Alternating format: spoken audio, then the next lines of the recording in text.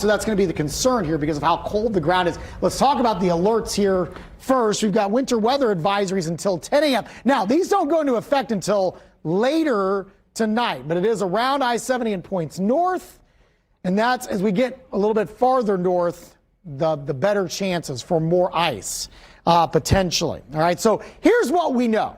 All right, we know that we're going to get widespread precipitation coming in here as early as, say, 9 or 10 o'clock tonight, and then it's going to continue through the overnight into tomorrow morning. We also know the ground is very cold because of how cold we've been the last week and a half, right?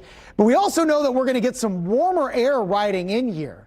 And so because of that, obviously, this liquid is going to freeze on contact, but a lot of the trees and the power lines, tree branches, power lines that we would typically worry about during an ice event, I don't think are probably going to be too glazed over. Certainly could be a problem, but I don't think it's going to be widespread. What we are more concerned with is the pavement, the sidewalks, because the ground is so frozen, is so cold.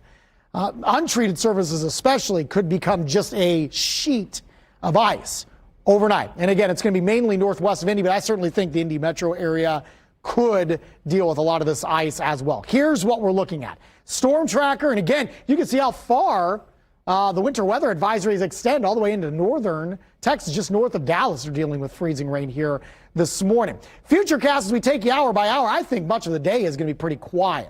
All right, so let's stop this at 7 o'clock. And what I want to show here is the road temperature, because that is what's going to be key here, all right? Because we already know overhead, we're probably going to see our numbers only bottom out near freezing. It actually could be a bit warmer than that air temperature-wise through the overnight. But road temperature just below freezing at midnight. Here comes the Whitehead precip. And that's where we deal with the freezing rain.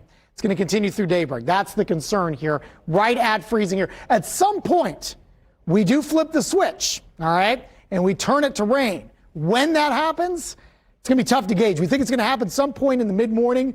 Best case scenario, it happens really, really early in the morning. Worst case, it may go all morning long before we actually flip that switch to rain. So just be aware of a lot of ice that we may have to contend with for the morning drive, and we may have some delays, and it may take you a long time to get to work tomorrow morning. That's worst case scenario, but just want to prepare you because ice is very tough to predict on how it's going to interact with the roads and the commute. A glaze maybe as high as 1/10 of an inch, could get over 1/10 of an inch, say from Lafayette to Kokomo to Fort Wayne, all the way to the Michigan state line. We will keep you updated here throughout the day on wishtv.com/weather.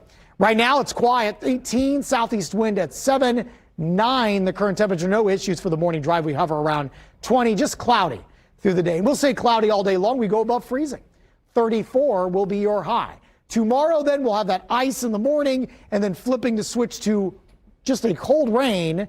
We'll get up to around 40 degrees. Back to Futurecast showing that rain through midday, then just isolated showers throughout the day. Wednesday, another wet day. You'll see more widespread rain kind of riding in here through the morning hours on Wednesday, but I do think it's warm enough that it's all liquid. That's going to continue through Wednesday afternoon and evening. It's good busy.